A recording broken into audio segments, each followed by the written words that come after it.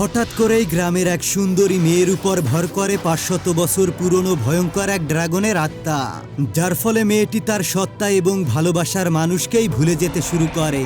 আর এই খবর জানতে পেরে স্বর্গের এক ভয়ঙ্কর খারাপ ড্রাগন তার পিছনে লেগে যায়। সে মেয়েটির উপর চালায় অমানবিক সব অত্যাচার। এই সকল অত্যাচারের মধ্যে মেয়েটির ভালোবাসার মানুষ তাকে প্রতিজ্ঞা করে সে যে কোনো মূল্যেই তাকে এই বিপদের হাত থেকে রক্ষা করবে।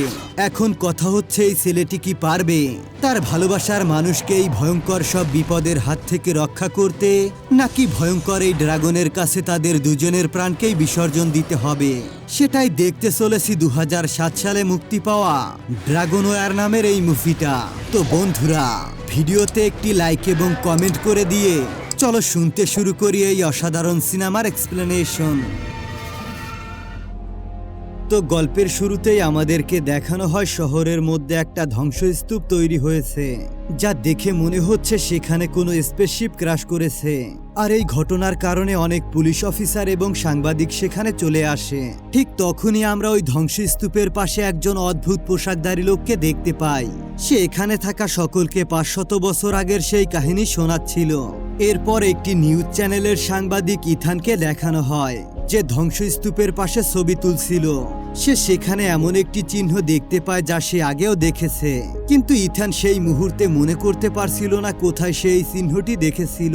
এমন অবস্থায় সে অফিসে গিয়ে বারবার সেই চিহ্নটি দেখতে থাকে এবং মনে করার চেষ্টা করে সেই চিহ্নটি কোথায় দেখেছে। ঠিক সেই সময়ে তার গলায় থাকা চেইনের লকেটের দিকে তার চোখটা পড়ে যায়, যা সে ছোটবেলায় জ্যাক নামের একজন লোকের থেকে পেয়েছিল। তবে কেন এবং কিসের জন্য সে লকেটটি পেয়েছিল তা এখনো তার জানা নেই, কিন্তু তবু ইথান মনে করে জ্যাকের বলা গল্পের সঙ্গে বর্তমান ঘটনার কোনো না কোনো সংযোগ অবশ্যই আছে। এরপর আমাদেরকে 15 বছর আগের একটি দৃশ্য দেখানো হয়, যেখানে ইথান এবং তার বাবা একটি দোকানে যায়, আর সেখানে মূলত প্রাচীন জিনিসপত্র রাখা ছিল। ইথান সেই দোকানের চারদিকে ঘুরে ঘুরে দেখছিল। তখনই সে একটি প্রাচীন ডিজাইনের বক্সের সামনে এসে পড়ে। হঠাৎ করে একা একা এই বাক্সটি খুলে যায় এবং সেখান থেকে সাদা একটা উজ্জ্বল আলো বের হতে থাকে। সেখানে আবারও সেই চিহ্নটিকে দেখা যায়, যা ইথান শহরের ধ্বংসস্তূপে দেখেছিল, এবং এটি তার গলার মধ্যে পড়ে থাকা লকেটেও ছিল। তাই ইথানের কাছে সেই চিহ্নটি এত বেশি পরিচিত লাগছিল। এটা দেখতে পেয়ে তৎক্ষণাৎ দোকানের মালিক জ্যাক হার্ট অ্যাটাকের ভান করে, যাতে ইথানের বাবা ডাক্তার আনতে বাইরে চলে যায় এবং তিনি একা ইথানের সঙ্গে কথা বলতে পারেন।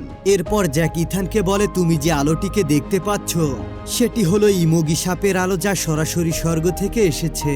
এমনকি এই ইমোগি আকারে বিশাল বড় এবং সে প্রচণ্ড শক্তিশালীও বটে, যেটি মূলত বিভিন্ন প্রাচীন গ্রন্থে উল্লেখ আছে।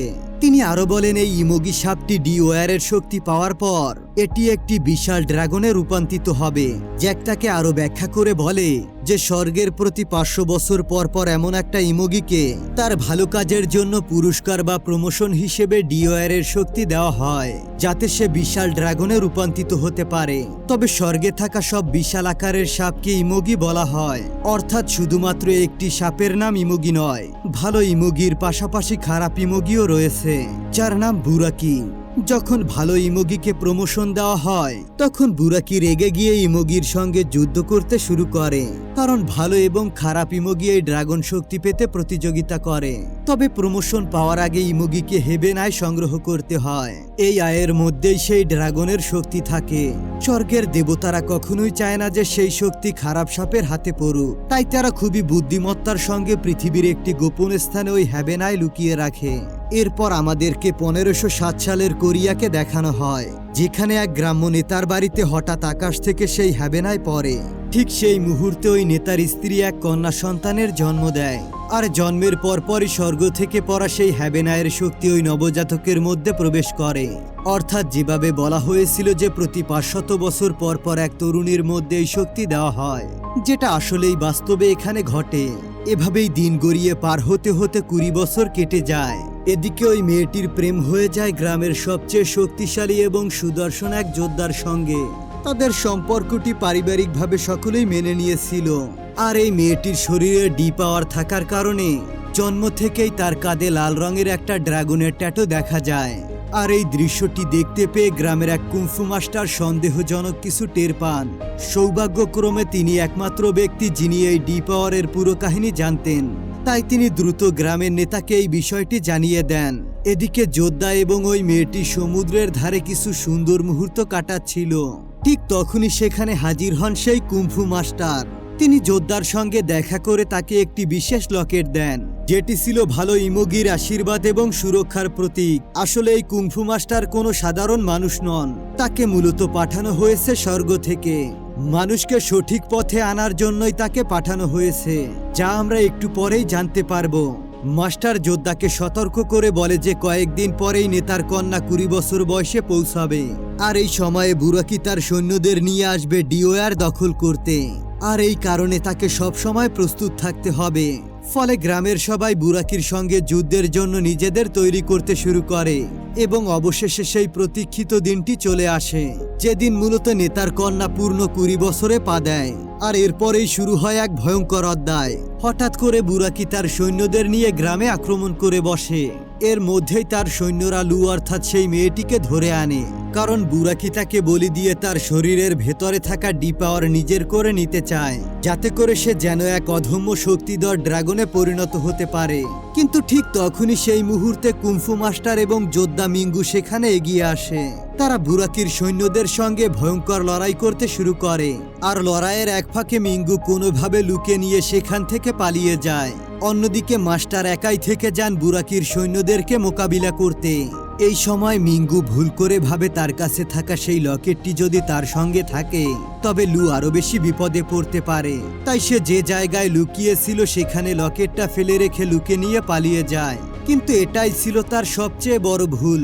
আসলে মিঙ্গুকে বেছে নেওয়া হয়েছিল এই লকেটটার সাহায্যে বুরাকির সঙ্গে লড়াই করার জন্য, কারণ সেই লকেটের ভেতরে ছিল এক বিশাল শক্তি, অর্থাৎ ভালো এক ইমোগির শক্তি, আর যে শক্তিটা স্বর্গ থেকে পাঠানো হয়েছিল। তবে এটা কোনো শারীরিকভাবে ছিল না, বরং এই লকেটের মধ্য দিয়েই তা দেওয়া হয়েছিল। কিন্তু মিঙ্গু আসলে এইসবের কিছুই জানতো না। যাই হোক, মিঙ্গু যখন লুকে নিয়ে পালিয়ে যাচ্ছিল তখন বুরাকি তাদের পেছনে ধাওয়া করে লুয়ের ভেতরে ডি পাওয়ার দখল করতে। তাই আর কোনো উপায় না পেয়ে শেষ মুহূর্তে মিঙ্গু লুকে নিয়ে পাহাড় থেকে ঝাঁপ দিয়ে আত্মত্যাগ করে, যেন বুরাকি সেই শক্তি কোনো মতেই না পায়। ফলে বুরাকি আবারও সেই শক্তি অর্জন করতে ব্যর্থ হয়। আর এই পুরো গল্পটা আসলে জ্যাক নামের লোকটা ছোট ইথানকে বলছিল, ইথানের হাতে সেই পুরনো লকেটটা দিয়ে। আর এটাই হচ্ছে সেই লকেট যেটা 500 বছর আগে মাস্টার সেই যোদ্ধাকে দিয়েছিল। এখন প্রকাশ পায় ইথানি আসলে সেই যোদ্ধা, অর্থাৎ সে মিঙ্গোর পুনর্জন্ম। আর জ্যাক হচ্ছে সেই কুম্ফু মাস্টার। সে আবারও ফিরে এসেছে ইথানকে পথ দেখাতে। জ্যাক আরো বলে এবার যে মেয়ের শরীরে ডি পাওয়ার আসবে তার নাম হবে সারা। তার কাঁধে থাকবে লুয়ের মতো লাল ড্রাগনের চিহ্ন। তাই সারার বয়স 20 বছর হওয়ার আগেই তাকে খুঁজে বের করতে হবে ইথানকে। কিন্তু ইথান 15 বছর আগে বলা এইসব কথা ভুলে গিয়েছিল। তবে এখন সবকিছু তার মনে পড়ে যায়। এরপর ইথান নিজের অফিসে ফিরে এসে তার এক ঘনিষ্ঠ সহকর্মীকে বলে পুরো পৃথিবীতে যত সারা নামের মেয়ে আছে তাদেরকে খুঁজে বের করতে, কারণ সে গোপনে সেই মেয়েকে খুঁজছে যার শরীরে ড্রাগনের চিহ্ন আছে। অন্যদিকে জিমে সারা নামের এক মেয়ে টিভিতে ইথানের কভার করা খবর দেখতে পায়। সেখানে দেখানো হচ্ছিল এক রহস্যময় প্রতীকের ছবি। ছবিটা দেখতে পেয়ে সারা অদ্ভুতভাবে আতঙ্কিত হয়ে যায় আর সঙ্গে সঙ্গে জিম থেকে ছুটে পালিয়ে যায়। এটা দেখতে পেয়ে সারার বন্ধুরা দুশ্চিন্তায় পড়ে যায় এবং তাকে খুঁজতে খুঁজতে পৌঁছে যায় তার বাড়িতে। সেখানে গিয়ে তারা অবাক হয়ে দেখতে পায় সারা নিজের ঘরের দেয়ালে অদ্ভুত কিছু পোস্টার টানিয়ে রেখেছে, যেগুলোর লেখাগুলো ইংরেজি নয় বরং কোরিয়ান ভাষায়। এতে করে তার বান্ধবী হতভম্ব হয়ে যায়, কারণ সারা তো একেবারেই কোরিয়ান জানে না। আর সারা তখন একদম চুপচাপ বিষণ্ণ মুখে বসে থাকে। তাই তার মন ভালো করার জন্য তার বান্ধবী তাকে রাতে একটি নাইট ক্লাবে নিয়ে যায়। কিন্তু সেখান থেকেও সারা হঠাৎ করে চলে আসে। রাস্তার মাঝে কিছু খারাপ ছেলেরা সারাকে হয়রানি করার চেষ্টা করে। ঠিক তখনই এক বৃদ্ধ লোক উপস্থিত হয়ে সারাকে রক্ষা করে এবং সে ওই ছেলেগুলোকে প্রায় মেরেই ফেলে। এই বৃদ্ধ লোকটি আর কেউ নয়, তিনি জ্যাক অর্থাৎ সেই কুম্ফু মাস্টার। অন্যদিকে রাতে এক চিড়িয়াখানায় প্রহরী ঘুমিয়েছিল। হঠাৎ এক হাতির চিৎকারে তার ঘুম ভেঙে যায়। সে তাড়াতাড়ি গিয়ে দেখতে পায় একটি বিশাল সাপ সেই হাতিটিকে গিলে খাচ্ছে। আসলে সেটা হচ্ছে বুরাকি, অর্থাৎ 500 বছর পর সে আবারও ফিরে এসেছে ডিওয়ার অর্জনের জন্য। এরপর সারাকে পুলিশ স্টেশনে নিয়ে যাওয়া হয়, কারণ যেসব ছেলেরা মারা গিয়েছিল তাদের মৃতদেহের পাশে সারাকেই পাওয়া গিয়েছিল। পুলিশ সন্দেহ করে হয়তো সারাই তাদেরকে হত্যা করেছে, কিন্তু সারা বারবার করে বলে একজন বৃদ্ধ লোক তাকে বাঁচিয়েছিল আর সেই বৃদ্ধই ছেলেগুলোকে মেরেছিল। যদিও পুলিশ তার কথা বিশ্বাস করে না। এই ঘটনাটা কভার করার জন্য একজন সাংবাদিক আসে, কারণ পুরো শহরই এখন তোলপাড় এক রহস্যময় মেয়েকে ঘিরে, যার পাশে কয়েকটা মৃতদেহ পাওয়া গিয়েছে। আর এই সাংবাদিক আর কেউ নয়, বরং সে ছিল ইথানের বন্ধু ম্যাক। এদিকে ইথান জ্যাকের খোঁজে পৌঁছায় সেই প্রাচীন অ্যান্টিক শপে, কিন্তু সেখানে জ্যাকের সঙ্গে তার দেখা হয় না, বরং দেখা হয় বোরাকির সৈন্যবাহিনীর লিডারের সঙ্গে। সে জানায় জ্যাক দোকানে নেই, সে বাইরে চলে গিয়েছে। ঠিক তখনই দোকানের ভেতরে থাকা সমস্ত পুরনো জিনিসপত্র জীবন্ত হয়ে ওঠে, আর হঠাৎ করে ইথানের ঘুম ভেঙে যায়।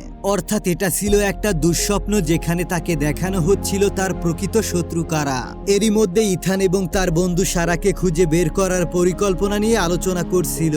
তখনই সাংবাদিক ম্যাক এসে জানায় সে সারা নামের একটি মেয়ের ব্যাপারে শুনেছে, যে এক হত্যার ঘটনার পর এখন পুলিশ কাস্টডিতে আছে। এটা শুনে ইথানের সন্দেহ জাগে যে এটাই কি সেই সারা যাকে সে এতদিন ধরে খুঁজছে। রাতে সারা একটি দুঃস্বপ্ন দেখতে পায়, যেখানে সে দেখতে পায় বুরাকির সৈন্যরা তাকে পার্কিং লটে আক্রমণ করছে। এই দৃশ্য দেখতে পেয়ে তার ঘুম ভেঙে যায়, আর ঠিক তখনই তার কাঁধের ড্রাগন ট্যাটু থেকে অদ্ভুত এক ব্যথা ছড়িয়ে পড়ে তার সমস্ত শরীরে। ব্যথায় কাতর হয়ে সারা সঙ্গে সঙ্গে অ্যাম্বুলেন্স ফোন করে সাহায্য চায়। তাই সারাকে হাসপাতালে ভর্তি করা হয়। এর পরের দিন সারার সঙ্গে দেখা করতে তার এক বন্ধু হাসপাতালে চলে আসে, কিন্তু হাসপাতাল কর্তৃপক্ষ তাকে সারার সঙ্গে দেখা করতে দেয় না। এরপর সে সারার কিছু জিনিসপত্র আনতে সারার বাড়িতে যায়, কিন্তু দুর্ভাগ্যবশত তখনই সেখানে বুরাকি এবং তার সৈন্যরা এসে তাদের দুজনকেই হত্যা করে। পরের দিন সকালে ইথান যখন খোঁজ নিতে আসে, তখন সে জানতে পারে সারার বাড়িতে একটি মেয়ে মারা গিয়েছে। সে দ্রুত গিয়ে চেক করে দেখতে পায় মৃত মেয়েটি সারা নয়, বরং তার বন্ধু মেরি। ঘটনাস্থলে উপস্থিত লোকজনের কাছ থেকে ইথান জানতে পারে সারা বর্তমানে হসপিটালে ভর্তি আছে। তাই ইথান এবার হাসপাতালে চলে যায় সারার সঙ্গে দেখা করতে, কিন্তু হাসপাতাল কর্তৃপক্ষ তাকেও তার সঙ্গে দেখা করতে দেয় না। তবে ঠিক তখনই সেখানে থাকা এক ডাক্তার ইথানকে গোপনে সারার কক্ষে নিয়ে যায়। সারা ইথানকে দেখা মাত্রই বলে ওঠে, তোমার কোনো ধারণাই নেই সামনে কত ভয়ঙ্কর কিছু ঘটতে চলেছে। তখনই ইথান জবাব দেয়, সেই সময় ইতিমধ্যে শুরু হয়ে গিয়েছে। বুরাকি ওই ডি পাওয়ার জন্য স্বর্গ থেকে আবারও পৃথিবীতে নেমে এসেছে। আর এই সময় দেখা যায় বুরাকি হাসপাতালের বাইরে ঘোরাফেরা করে সারাকে খুঁজে বের করার জন্য। এমনকি তার সৈন্যরাও জেনে ফেলে সারা এখন কোথায় রয়েছে। তাই তারা সবাই মিলে হাসপাতালে আক্রমণ চালায়। আক্রমণের সময় সেই ডাক্তার যে ইথানকে সারার রুমে নিয়ে গিয়েছিল, সে সারাকে এবং ইথানকে পালাতে সাহায্য করে। আসলে সেই ডাক্তার ছিল জ্যাক, অর্থাৎ সেই গাইড কুংফু মাস্টার।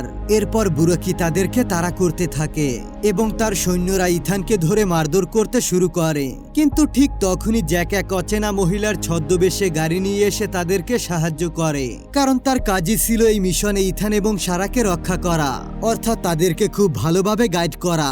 এদিকে বুরাকির সৈন্যবাহিনীর নেতা তার সৈন্যদেরকে একত্রিত করছিল পরবর্তী আক্রমণের জন্য। অন্যদিকে সারা এবং ইথান এক সমুদ্র সৈকতে চলে আসে এবং একে অপরের সঙ্গে বিভিন্ন কথা এবং অনুভূতি ভাগাভাগি করে। এরপর আমাদেরকে দেখানো হয় শহরের উচ্চপদস্থ কর্মকর্তাদের, যারা শহরে ঘটে যাওয়া সব অদ্ভুত ঘটনার পেছনের কারণ খুঁজে বের করার চেষ্টা করছে। ডিটেকটিভ হেরে এসে যখন সেই ঘটনার কারণ জানতে চান, তখনই সেখানে উপস্থিত এক এজেন্ট 500 বছর আগের সেই কোরিয়ান গল্পটি শোনাতে শুরু করে, যে গল্পটি সিনেমার বিভিন্ন সময়ে বারবার করে উঠে এসেছে। কিন্তু সাধারণত গোয়েন্দা প্রধান এই গল্পটি বিশ্বাস করে না, কিন্তু তার অধীনস্থ এজেন্টরা আদেশ দেয় সারা নামের সেই মেয়েটি সম্পর্কে বিস্তারিত খোঁজ নিতে, কারণ তার ধারণা ছিল এতদিন ধরে শহরে যেসব অদ্ভুত ঘটনা ঘটেছে সেগুলোর পেছনে কোনো না কোনোভাবে সারার হাত থাকতে পারে। তাই সে আরেকটি শাখার সঙ্গে যৌথভাবে বহু সেনা পাঠায়, যাতে করে বুরাকি নামের ওই অজানা সাপ আকৃতির প্রাণীটির অস্তিত্ব থাকলে তাকে ধ্বংস করা যায়। কিন্তু আমরা তো জানি বুরাকি আসলে কতটা শক্তিশালী আর চালাক। তাই সে কৌশলে সমস্ত সৈন্য সেনাদের হত্যা করে পুরো এলাকাটা ধ্বংস করে ফেলে। অন্যদিকে ইথান সারাকে একজন থেরাপিস্টের কাছে নিয়ে যায়, যাতে সারার স্বপ্নের মাধ্যমে 500 বছর আগের সেই সময়ের স্মৃতি জানা যায়, যখন মূলত লুয়ের জন্ম হয়েছিল। এই স্মৃতিগুলোর মাধ্যমে তারা জানতে পারবে কিভাবে বুরাকির সঙ্গে লড়াই করতে হয় এবং তারা কিভাবে ডিওয়ারটা সঠিক ইমোগির কাছে পৌঁছে দিতে পারে। এরপরে সারার ইসিজি করা হলে সে প্রথমে তার বাবাকে দেখতে পায় এবং পরে ধীরে ধীরে 500 বছর আগের সময়ে ফিরে যায়, যেখানে সে লুইয়ের সঙ্গে ঘটে যাওয়া সমস্ত ঘটনা দেখতে পারে, অর্থাৎ অতীতের সমস্ত স্মৃতি তার মনে ফিরে আসে। কিন্তু এদিকে হঠাৎ করে বুরাকি সেই থেরাপি সেন্টারে হাজির হয়, ফলে আবারও ইথান এবং সারাকে পালাতে হয়। কিন্তু বুরাকি কিছুতেই তাদের পিছু ছাড়ে না। তাই ইথান তার এক বন্ধুকে ফোন করে একটা হেলিকপ্টার প্রস্তুত রাখতে বলে। বুরাকির চোখে ধুলো দিয়ে তারা তিনজন একটা ক্যাফেতে দেখা করে। সেই ক্যাফের ওয়াশরুমে ইথান ঢুকতেই জ্যাক সেখানে চলে আসে এবং সে ইথানকে মনে করিয়ে দেয় 500 বছর আগে সে যে ভুলটা করেছিল, এবার যেন সেই একই ভুল সে না করে। এই মিশনটি যেন সে ঠিকঠাকভাবে সম্পূর্ণ করে। ঠিক তখনই বুরাকি ক্যাফেতে আক্রমণ করে, কিন্তু ইথান এবং সারা আগে থেকেই বেরিয়ে যায়। পুলিশ এসে বুরাকির উপর আক্রমণ চালালে তারা আগের মতোই ব্যর্থ হয়। এদিকে ইথান সারাকে নিয়ে হেলিকপ্টারে উঠে, কিন্তু বুরাকি এক অদ্ভুত শক্তি ব্যবহার করে হেলিকপ্টারটি নিজের দিকে টানতে শুরু করে। এই অবস্থায় ইথান এবং সারা দুজনেই নিচে নেমে আসে, কিন্তু সারা নিচে নামা মাত্রই বুরাকি তাদেরকে ধরে ফেলার চেষ্টা করে। ফলে আশেপাশে থাকা সেনারা একসঙ্গে গুলি চালাতে শুরু করে বুরাকির দিকে। এই সুযোগে ইথান এবং সারা আবারও পালিয়ে যায়। অন্যদিকে বুরাকির সেনা তার বাহিনীকে যুদ্ধের জন্য প্রস্তুত করে তোলে। তারা অন্য একটি মাত্রা থেকে অদ্ভুত প্রাণীগুলোকে অস্ত্র হিসেবে নিয়েছে। খুঁজতে খুঁজতে অবশেষে তারা ইথান এবং সারাকে পেয়ে যায়। বুরাকির পালিত ড্রাগন তাদের গাড়ির সামনে উড়ে এসে পড়ে এবং সে তার মুখমণ্ডল থেকে আগুন নিক্ষেপ করতে শুরু করে। ফলে ইথানের গাড়ি মারাত্মকভাবে ক্ষতিগ্রস্ত হয়। ড্রাগন তখন ইথান এবং সারাকে ধরে নিয়ে যায়। এরপর দেখা যায় ইথানকে দড়ি দিয়ে বেঁধে রাখা হয়েছে আর সারাকে বলি দেওয়ার জন্য অন্য একটি জায়গায় নিয়ে যাওয়া হচ্ছে। ঠিক যখনই বুরাকি সারাকে বলি দিতে যাবে, তখনই ইথান প্রচন্ড জোরে চিৎকার করে আর হঠাৎ করে তার গলায় থাকা লকেটটি জ্বলে ওঠে এবং তার ভিতরে দেবশক্তি প্রবেশ করে। লকেটের শক্তিতে তার শরীরের বাঁধন ছিঁড়ে যায় আর ইথান পুরোপুরি মুক্ত হয়ে যায়। যদিও 500 বছর আগে যেমন মিঙ্গুকে লকেটটি ব্যবহার করা শেখানো হয়নি, এবারও ঠিক তেমনি জ্যাক ইথানকে বলেনি এটি কিভাবে কাজ করবে, কারণ এই লকেটের শক্তি সক্রিয় হয় কেবলমাত্র নিজের ভেতরের সাহস দিয়ে। ফলে লকেটের শক্তি এবং ইথানের আক্রমণাত্মক ভাব মিলিয়ে বুরাকি যেসব ড্রাগন অন্য জায়গা থেকে এনেছিল তারা নিঃশেষ হয়ে যায়। এমনকি বুরাকি নিজেও সংজ্ঞাহীন হয়ে পড়ে। এটা দেখতে পেয়ে ইথান দ্রুত সারাকে বাঁচাতে চায়, কিন্তু বুরাকির সৈন্য সেখানে থাকায় সে ইথানের উপর আক্রমণ চালায়। লকেটের শক্তির জোরে ইথান তাকে প্রতিহত করতে সক্ষম হয়। এরই মধ্যে বুরাকির জ্ঞান ফিরে আসে। সে আবারও ডি পাওয়ার নেওয়ার জন্য ইথানের উপর আক্রমণ চালায় এবং সে সারাকে পুনরায় বলি দিতে চায়। ঠিক তখনই সেখানে ভালো ইমোগি উপস্থিত হয়। ফলে বুরাকি এবং ইমোগির মধ্যে ভয়ঙ্কর যুদ্ধ শুরু হয়। যুদ্ধে ভালো ইমোগি প্রায় পরাজিত হতে বসে। তখন সারা নিজেকে উৎসর্গ করার সিদ্ধান্ত নেয়। সে নিজের মধ্যে থাকা ডি পাওয়ার ভালো ইমোগির হাতে তুলে দেয় এবং সে নিজে অজ্ঞান হয়ে পড়ে। এবার যেহেতু ভালো ইমোগি ডি পাওয়ার পেয়ে গিয়েছে, তাই এটা দেখতে পেয়ে বুরাগি প্রচন্ড ক্ষিপ্ত হয়ে যায় এবং সে আবারও আক্রমণ করে। কিন্তু শক্তি হাতে পাওয়ায় ভালো ইমোগি ড্রাগনে রূপান্তরিত হয় এবং তার শক্তি বহুগুণ বেড়ে যায়। সে বুরাকিকে সম্পূর্ণরূপে ধ্বংস করে ফেলে। অন্যদিকে সারা ইথানের কোলেই প্রাণ ত্যাগ করে। মৃত্যুর আগে সে ইথানকে বলে যায় স্বর্গে অবশ্যই আমাদের দেখা হবে। এই বলে তার আত্মা ইমোগির সঙ্গে স্বর্গে ফিরে যায়। ইথান একাই দাঁড়িয়ে থাকে সেই যুদ্ধক্ষেত্রে এবং বলে যে মিশনের জন্য সারা আর আমাকে নির্বাচিত করা হয়েছিল। 500 বছর পর হলেও সেটা আমরা পূরণ করতে পেরেছি। এই কথা বলে ইথান জ্যাককে বিদায় জানিয়ে ধীরে ধীরে বাতাসে মিলে যায়। আর আজকের গল্পটা এখানেই শেষ হয়ে যায়। তো বন্ধুরা, কেমন লাগলো আজকের গল্পটি তা অবশ্যই কমেন্ট করে জানাও। দেখা হবে অন্য কোনো গল্পে। তো সেই পর্যন্ত ভালো থাকবে, সুস্থ থাকবে, এই আশা ব্যক্ত করে আজকের মতো এখানেই শেষ করছি।